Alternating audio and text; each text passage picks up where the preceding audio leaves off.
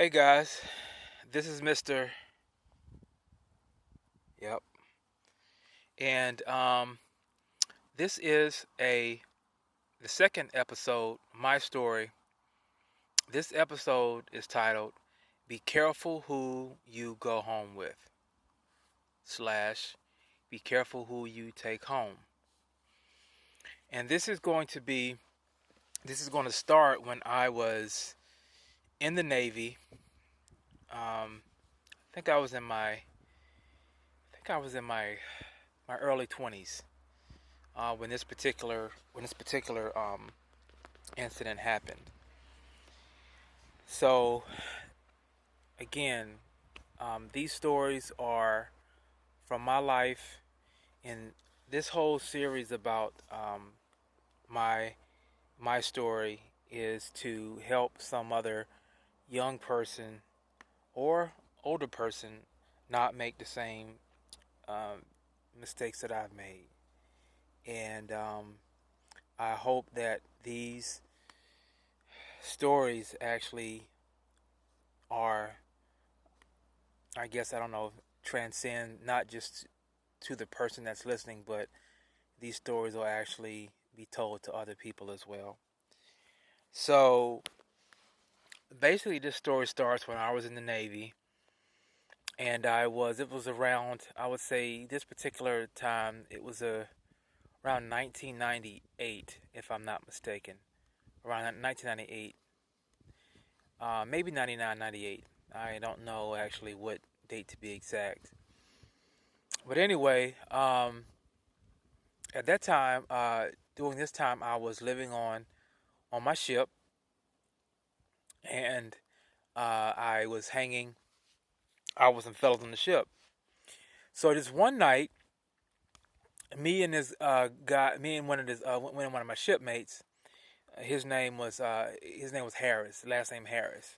He's from Georgia. I'm from South Carolina. He's from Georgia. So me and him linked up pretty good. So one day, he was like, "Hey man, you want to go to this club called the Dewdrop?" And I was like, "Yeah, yeah, like that's cool." I'm like, "What's that?" So where I was stationed in Norfolk, and I don't know if anyone knows about the Tidewater area, but Norfolk and Hampton and Portsmouth and Newport News, they call it Bad News. It's all around the same area. It's probably about 20, depending on traffic, 20 to 30 minutes. Um, they're all connected within 20 to 30 minutes. So we decided, yeah, man, we're going to go to the Dewdrop. He's like, yeah, there going to be some honeys out there or whatever like that. And so I was like, cool. So the weekend comes around, we end up, getting ready, because, again, I lived on a ship. So, we get ready and everything like that. And he lived on the ship too. So it was like, yeah, man, we're going to head out there. So I'm like, he took his car and I took my car because, yeah, you never know. If you hook up with somebody, you don't want to be depending on, you not having your ride. So at that time, I had a Nissan 240 SX SE. It was tight, and so we end up going out there to the Dewdrop, and man, it was jumping, it was popping. I think at that time, the biggest song at that time was Case. Um, was it Touch Me, Tease Me? If that kind of puts you in like what time that was. So we out there, they playing that. You got your 112 and everything like that, and I mean the club was lit. And so we go in the club, we're in there, whatever. And so I saw this chick. I'm like, dang, this chick is bad. This chick was tight. She had like long hair.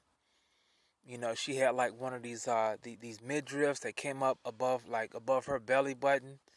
So she had like nice abs. I mean she was popping. I mean she was hot. I mean she had a body. So I was like, okay, all right. You know, she gonna go in the archives. So anyway, I approach her and whatever, start kicking game to her, whatever, start talking to her. And, the funny thing is, me and her hit it off. It wasn't even really like that I even had to like run any type of game. I mean, me and her hit it off like right away. I was like, man, that's what's up. So me and her, the whole time, in the club, we were just kicking it. We were just talking about just life. It was cool. So I was like, that's what's up. So anyway, I ended up getting her number, and I ended up saying, telling my homie, Harris. I'm like, yo, Harris, man. I'm about to dip off with this shorty. So he was like, yeah, that's cool. That's what's up. He's like, yeah, I see. I see when you get back to the ship when and I think it was a Friday. So you had the whole weekend until work started. So I was like, okay, cool. So of course we couldn't go back to my place because I didn't have a place. I lived on the ship.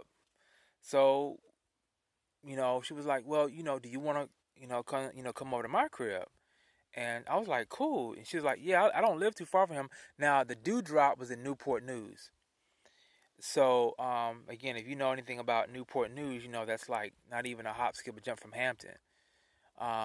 Hampton is like probably not even 15 minutes, depending on where you're at. So she was like, yeah, I live like, matter of fact, like right behind Hampton University. So I was like, cool. I was like, that's what's up. So she's like, well, you can just follow me. So I'm like, okay, cool. So I end up, following her back to her place, and at that time, I'm telling her like, yeah, buddy, you know, she about to, this about to be a done deal, So I'm like, yeah, that's what's up. So ended up going to her crib, and this is where things start going to the left. So anyway, we get to her crib, and she had like a decent crib. In the Hampton area, it's not really that ghetto, so it wasn't that ghetto, but it wasn't that nice either. It was doable where she lived at. It wasn't like in the hood. So anyway, get to her crib, and so she was like, I'm about to go in my room and get changed and everything like that, and you can just sit out here and chill. So I was like, okay, cool. And she's like, do you like movies? Do you like cartoons? And I'm like, yeah, I like cart. When she said cartoons, I was like, I'm like, yeah, I like cartoons. So she was like, you do? And I'm like, yeah. And she was like, oh man, do you like A Bug's Life? And I'm like, I've never seen A Bug's Life, but yeah. She was like, oh my God. She was like, I gotta show you something. So now, mind you, this girl is like in her like mid-20s. I'm in my mid-20s. All right. She didn't have any kids, and so she goes over and puts the. I don't even know if it was DVDs at the time. I don't know. I think it was VHS at the time. Maybe DVDs or VHS. It might have been right on the cusp. I think it was a DVD if I'm not mistaken. So she ended up putting the DVD or tape in. I can't really remember that. But then the Bug's Life come on, and she fast forwards to this part where I think one of the ants are talking, like the ants in the Bug's Life. And the minute the ant scenes start coming on, she started to actually get in character of the ant of Bug's Life. Then she started actually talking just like the ant off of A Bug's Life. Like she was going like, and I said I have to go and I have to do this for this. She was like really like talking like that. Like I'm sitting there on the couch, and this grown woman is actually getting in character on a character of A Bug's Life. And at that point, I'm like, you got to be kidding. Like, you got to be kidding. And at that point, I'm like, man, is there like some like people going to jump out of the like, like they're like this is like really like, it was really, it was like almost like an out of body experience I was having. Like, I couldn't believe like what I was actually seeing this grown woman do. And so she did that, but again, I was thinking with the wrong head. So I'm like, maybe this chick just, I don't know, maybe this chick is just, maybe she's drunk or something, like maybe the alcohol or whatever like that. But then I remember, like, I didn't really see her drinking that much in the club. So I'm like, maybe she's just really into it. Maybe, just trying to basically make myself think there was something, other than the obvious. So anyway, after she does her rendition of this ant in Bug's Life, it's really freaking me out. But then she finally stopped. She was like, "Okay, well, you can watch the rest." You can watch the rest of it, and then let me go ahead and get ready. So I'm thinking about, like, okay, like, what do you have to get ready? Like she's like, "Yeah, I'm gonna, I'm kind of unwind and get ready." And I'm like, what do you got to do? I'm thinking to myself, like, what do you got to do? Like, I can't just sit on the couch and just chill and talk. I'm thinking of that, but I didn't say anything. I mean, it was her house. So she goes in the room and she's taking forever. I'm like, man, so as the minutes pass, I'm like, man, I think I might just tell this chick I gotta go to my car and I might just dip out. But finally after she, she takes forever, she comes back in the room and I swear I thought it was like another person. Like, when she came in, I literally like kind of like jumped back on the couch and was like, "Who is this?" Because when we came into the apartment, there was nobody in there. The way you came in the apartment, you came in, and when you came in on the right, it was like where her utility closet was, and then right in the front, you saw her bedroom. So there was nobody in the bedroom because the bedroom door was open, and then you made like a left, and then there was like the living room and stuff. So there was nobody in the bedroom. So when she came out, I'm like, oh my god, like, who is this?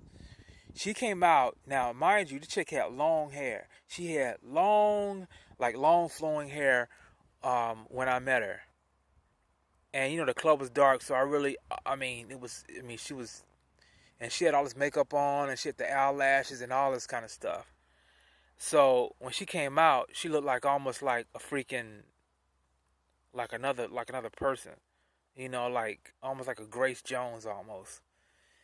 And I was like, she was like, "Oh, so did you get finished watching Bugs Life?" And when she came out, she had like a long shirt, like a long shirt, like ready for bed, and probably ain't had nothing on up under there, But at this point, after what I saw, I couldn't believe what I was looking at. Like, this woman that actually had just almost did like a transformation. Like, I mean, it was like another complete person. So at that point, I was like disgusted at that point because I'm like, what in the world is going on? So, I was like, wow. So at that point, I was like kind of like taken aback, you know. I mean, it was her, but then it was like a transformation of her, like a insane transformation. I had never seen anything like that in my life. So anyway, she was like, well, I'm tired. She's like, well, just come, just lay with me for a little bit, whatever. So I'm like, all right, I'll do that or whatever. And she's like, you don't want to, you don't want to get comfortable. I'm like, nah, I'm just kind of like right now, I'm just kind of tired. She's like, you don't want to take your shirt off. I'm like, nah. I'm like, maybe, maybe in a little bit. I just want to lay there. We could talk. I kept saying like, let's just talk, that way to keep her mind off of me trying to undress, you know, because she was like, at that point, she was kind of like horny. And so anyway, I was like, nah, I can just lay there and we can just talk. So she was like, okay, we can just talk or whatever. So we started talking. I'm like laying there like stiff as a board, like looking up at the ceiling, like, God, I got to get myself out of here. And so the next, now this was what really freaked me out. So I'm laying there. Now she's laying in the bed toward her bedroom door. I'm laying there's a window in her bedroom. I'm laying toward the window. So I'm laying there towards the window in her bedroom. And we're talking about, I don't even know what she's talking about. I'm like thinking of how I can get out of there. So I'm laying there. And I noticed that when I was laying there, of course, like there's a shadow from outside because her window was right by where we parked. So, it was a shadow there because of whatever. So I'm like kind of like half looking at the window, looking out the window and half like looking at her. The same shadow that was there the entire time, I thought it was like the same shadow that was there like the entire time that I was in the room, when I was in the room for about a good 20 minutes, and she was talking. The shadow moves like fast, like real fast. It wasn't a shadow. It was a shadow. It was a shadow of a man. So the shadow moves. The minute the shadow moves, she snaps up, lifts up her pillow, and grabs this big machete. She grabs this huge machete. At that point, I'm like ghost white. I'm thinking this chick is gonna like try to like sacrifice me or cut my head off or whatever. I didn't know what was going on. So I didn't know to jump on her or jump because of the shadow. And so immediately the first thing I said was like, "Who?" I'm like, "There's somebody outside." And she was like, "Yeah, I know. He's a peeping tom. I know he's a peeping tom." I'm like, "Well, I'm like, what are you gonna do?" I'm like, "Has this guy?" I mean, the way she was talking, it was so nonchalantly, like it was like normal. I'm like, what do you mean it's him? And she was like, he's always outside of my window looking in. And I'm like, you just let him look in. I'm like, you just let him look in the window like this? And she was like, that's why I had this machete. She's like, that's why I had this machete. I'm like, have you even tried to call the cops on him? She was like, no, not really. I'm like, do you think that he might, the minute you walk out your apartment, he might try to attack you or something? And she was like, I never really thought about it like that. Just so nonchalantly about this guy that was standing outside our window. And so at this point, I'm looking at the window. The shadow, he's still out there looking. He's still, I mean, the way she had blinds, so it wasn't like the window was just open. She had blinds. So this guy, this man, looked like a white man at that. So this white man is still just standing there looking through the blinds, trying to he was like almost looking at me because I was the next thing close to the window. He was like looking at me. So I'm like, how am I going to get out of this house, this apartment that this chick's living in, without trying to pass this dude? And then, I wasn't really, I didn't know anything about no guns and nothing like. I mean, at that time, I mean, I was like young and stupid. I mean, I didn't, I wasn't the way that I am now. I wasn't this conservative Second Amendment type gun toting. I wasn't like that. You know, I was caught up in my own little thing, so I wasn't even about all that. You know. And so the whole time now, she's trying to get back to talking like it ain't no problem. While this dude is still looking like she sees this dude move. She goes for a machete up under her pillow. I couldn't believe it. I mean, the thing was like, it was like a handmade Haitian machete. It wasn't like no machete you get from like Lowe's. It was like a Haitian, like hand hammered, tempered machete. Like the kind like they use in like Jamaica to fight in the streets with like some stuff like that, like some Steven Seagal type machete, a mark for death. So I'm like, and then she goes back to talking about whatever she was talking about. Like the guy is out there standing outside her apartment looking in. I'm laying in the bed. She sees this guy, gets her machete, keeps it in her hand, and then wants to start talking about what we were talking about before, like it ain't no problem. So at that point, I had to think on my feet. I had to okay, I'm like, she was like, oh, we're gonna be doing this, and tomorrow we can do this and all this stuff like that. I'm like, tomorrow. I'm like, she's talking about tomorrow. We're gonna hang out and we're gonna do all of this when you wake up and all this stuff like that. I'm like, I'm thinking to myself, you got to be kidding. You got to be tomorrow. The way the lights looking, I might even make it till tonight. I might live. I might not even be living tomorrow. That's what's going on in my head. So at this point, I had to think quick. I'm like, oh, I got my duffel bag in my car, and I got my stuff in there. I got my contact solution, and I got all this kind of stuff, and you know, I'll go out and get my duffel bag, and I'll come back in, and I can get changed up, and we can have a fun night. So she was like, "Oh, for real?" She was like, "Oh, do you have to go?" She's like, "Do you have to get that?" I'm like, "Yeah, because my contacts, and blah blah blah." And just really thinking on my feet. I'm like, "Yeah, it's just got to one of my cars. It's in my trunk. I got some gym clothes in there, so I can change into something a little more than these jeans and stuff." She's like, "Okay, okay, okay." And I'm like, "So what?" I'm like, "So what am I supposed to do with this dude outside?" She was like, "The minute you go outside, he'll run off." She's like, "He'll run off." I'm like, "Okay, okay, that's cool." So at this point, I got my keys in my hand, and I got the middle part of my key right in my middle finger. So if I got the scrap or whatever like that, I got the key jutting out right in the middle of my middle finger, in my middle fingers. I got the key jutting out. I'm ready. I'm ready to go. At this point, I'm ready to rock. I'm like gonna fight for my life type situation. So the minute I go outside, bam, I go outside and I go around the apartment to my car. Guy's gone. The white guy's gone.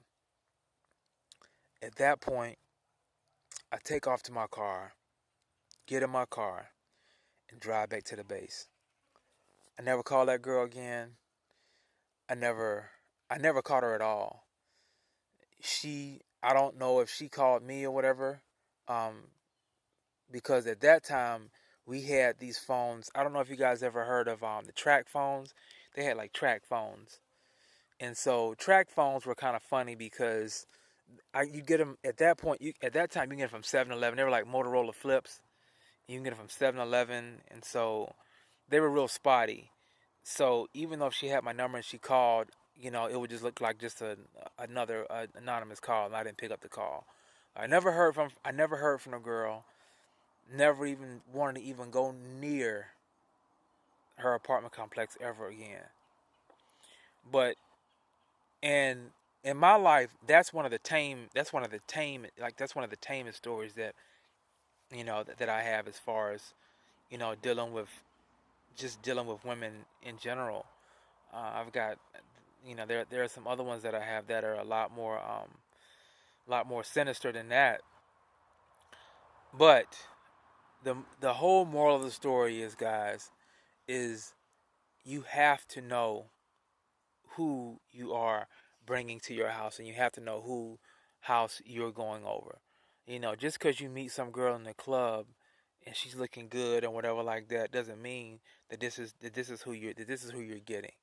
That's why I very, very, very I highly um, you know do not agree with this hookup culture, because you got people that are married and they don't even know each other. You got people get married and then you hear them down the line in the divorce saying, "Oh, I didn't know him. He was a complete stranger." So how in the world are you gonna know somebody in one night that you decide just to give it up with? And thank God, me and her didn't even have sex. Could you imagine if I'd had sex with her and she'd have got pregnant? You know. And so I thank God that that didn't happen, but it could have happened. You know. And it just made me realize and made me very cautious of how I move. But let me tell you something. Even that didn't stop me from being a knucklehead when it comes to stuff like that. Yeah, it kind of freaked me out for a couple of months, whatever like that. But I was still back to my same old antics after that. You know, because sometimes you can go through something and it can stun you for a little bit, but then if you're so hell bent on doing something, you're gonna do it again. You know what I'm saying? So, guys, I'm just letting you know, even though I made it out unscathed with that, there are a lot of men that do stuff like that and end up getting killed. End up getting something happening to them, end up getting drugged and anything. All kind of stuff happens to, and it ain't just happening to women; it happens to men. I could have went over there. I could have got ambushed. She could have. I could have went over her house. I could have went over her house, and this chick could have had Tom, Dick, and Harry over there, ready to jump me, and do whatever they want with me. you somewhat liquored up or whatever like that. Next thing you know, you got 4, 5 dudes jumping you. I don't care how big you are. So guys, be careful how you rolling. And I know you young guys thinking about this whole YOLO lifestyle. You only live once. Think about what you're doing. Think about where you're going. Think about, be aware of your surroundings. Situational awareness will save your life. Thinking with your dick will get you killed. All right, guys. So, this is one. This is 2 stories out of, I don't know. I've got plenty of them, but these are not stories just so you can just listen to and say, man, man, or wow, I can't believe that. These are stories that I want people just to apply in their lives to help them. Because little stories like this, if I would have heard little things like this when I was growing up, who knows, things could have been different in my life. I could have made a lot of better decisions, and earlier decision making helps your life in the future. If I would have made better decisions in my past, I could have had an easier future.